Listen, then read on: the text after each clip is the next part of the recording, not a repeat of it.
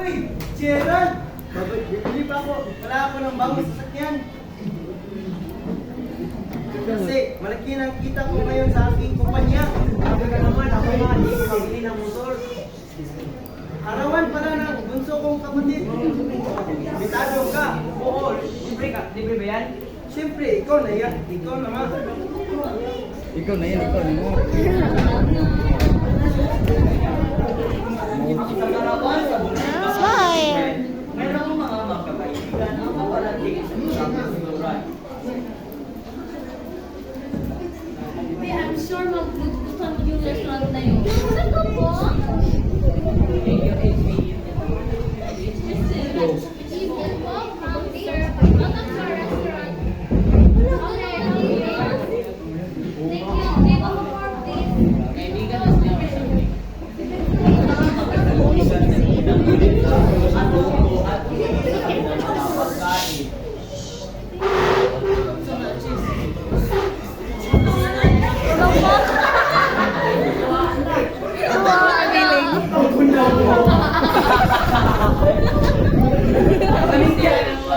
Bakunawa. Kuya, di naman masyadong kahalan dito. Di kaon ng cheese.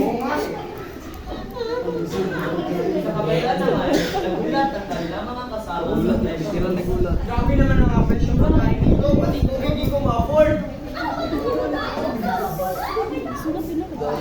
Sige, pumili na kayo kung ano ang gusto nyo. My trade.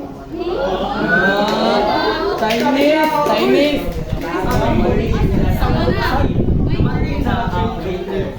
Binigyan sila ng kutsara at mga baso para matanda na sa kanilang kainin mamaya.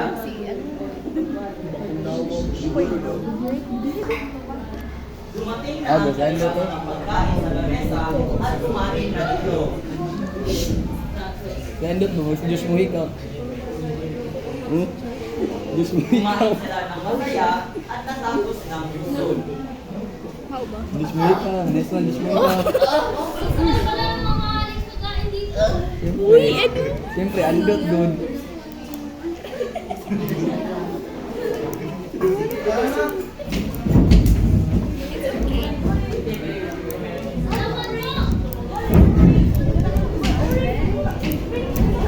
Ang aming ipinakita ay paano makakaapekto ang kita sa pagkonsumo.